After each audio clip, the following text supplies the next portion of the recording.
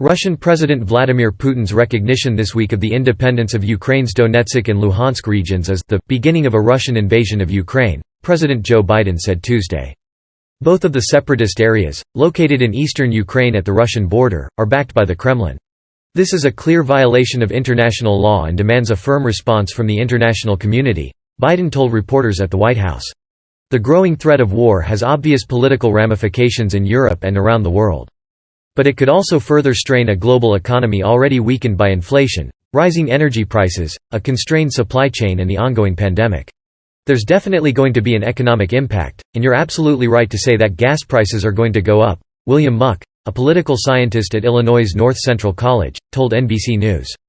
The global economy as a whole is gonna have a hiccup. If war breaks out, Muck added, it's gonna hit all of our pocketbooks. Here's how Russia's incursion into Ukraine could affect life for Americans and others around the world. For more, learn about Russian cyberattacks against Ukraine, which have already impacted the nation's banks and military. Expect gas and oil prices to rise. Russia is one of the world's largest producers of crude oil and natural gas, providing roughly 40% of the European Union's gas. Sanctions from the West could affect access to that supply, especially with Germany putting a halt to the Nord Stream 2 pipeline that was intended to bring natural gas from Russia to the EU via the Baltic Sea. The cost of oil has already climbed toward $100 a barrel just on the prospect of war. Brent crude prices rose to $99.50 a barrel on Tuesday on the ICE Futures Europe exchange, a 7-year high. On Wednesday it sits at $98.29. Some analysts predict that if Russia moves forward with plans to invade Ukraine, the price could go as high as $150 a barrel.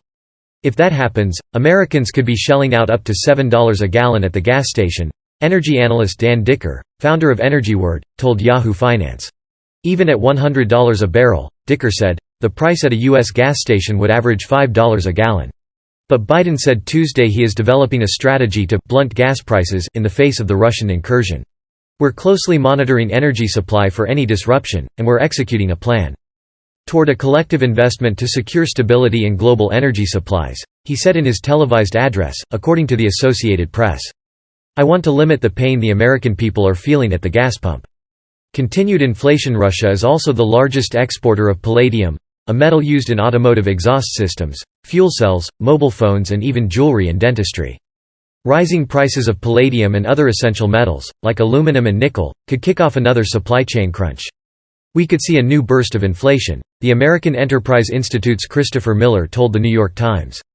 Stock market volatility. The U.S. stock market was closed Monday for President's Day, but on Tuesday, as tensions rose at the Ukraine border, the market took a sharp dip. The Dow Jones Industrial Average dropped about 500 points on Tuesday, while the Nasdaq Composite slipped over 1.2% and the S&P 500 fell 1%. Asian markets tumbled as well, with Hong Kong's Hang Seng dropping more than 3% Tuesday morning over concern about a possible Russia-Ukraine war.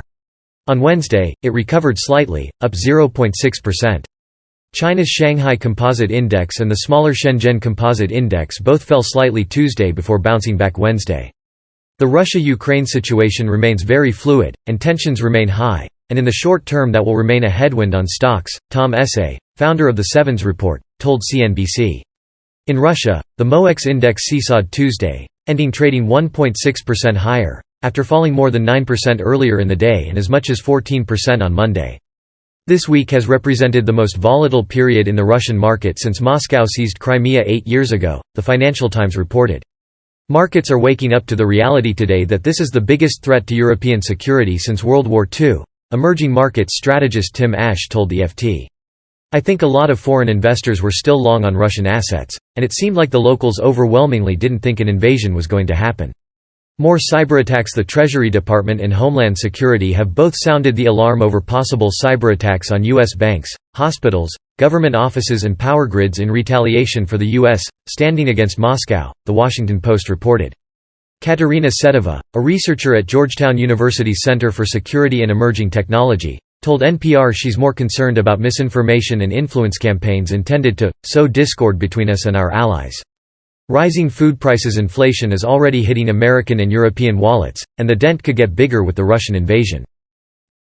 Ukraine, considered the breadbasket of Europe, is one of the top 5 corn exporters in the world, trading some 35.9 million metric tons in 2019 alone. An extended open conflict would likely see prices go up in Europe, not just for corn itself but also for related goods, including cooking oil, corn syrup and livestock feed. Soybean prices have also surged in the U.S. in recent months, following an unusually poor crop in South America. If U.S. farmers have to make up the difference in both corn and soybeans, which compete for land, prices for both crops will likely rise here, as will the cost of packaged goods made with them. Russia is the world's largest exporter of wheat, a crop that Ukraine exports as well, commodities economist Arlen Suderman told MarketWatch. Together the two nations account for nearly a third, 29%, of the global wheat trade. A prolonged military conflict that disrupts trade could make much of that wheat unavailable to the export market, Suderman said. The U.S. doesn't rely on Russian wheat. Egypt, Turkey and Bangladesh are the biggest importers. But the trade disruption could affect global prices on flour, pasta, bread and other wheat products. The impact would likely be immediate, Suderman added, given the production and shipping strains already inflicted on the market from the pandemic. Travel restrictions. The escalating conflict has all but shut down travel from the U.S. to both Russia and Ukraine. On February 10, the U.S. Embassy in Kyiv issued a travel advisory warning Americans not to travel to Ukraine, due to the increased threats of Russian military action and COVID-19. Those in Ukraine should depart immediately via commercial or private means, the embassy said.